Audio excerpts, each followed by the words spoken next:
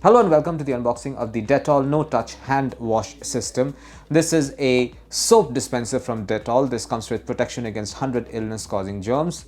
This comes with 3 different components: the dispenser, some soap and batteries as well. I will open this and show you what's inside. And there you go. These are the components of the box. There are only 2 elements here. So this is a bottle of soap. So this is what will go. This is a special bottle of soap, by the way. This is designed specifically to be used with this dispenser. And yeah, that's about it. And this is the dispenser in question. This comes with, okay, the batteries are already fitted inside. This is the on-off button it comes with.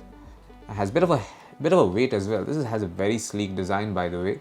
The dispenser is supposed to go in like so, and then the dispenser is supposed to go in like this, and then when you're ready, you just press this button over here, and soap starts coming out of this nozzle. So once again, dispenser will go in like this. You turn this on, and you press this button, and the soap will start coming out through this nozzle over here. And this is it. This is what you'll find inside the box containing the Dettol No Touch Hand Wash System. Thank you for watching.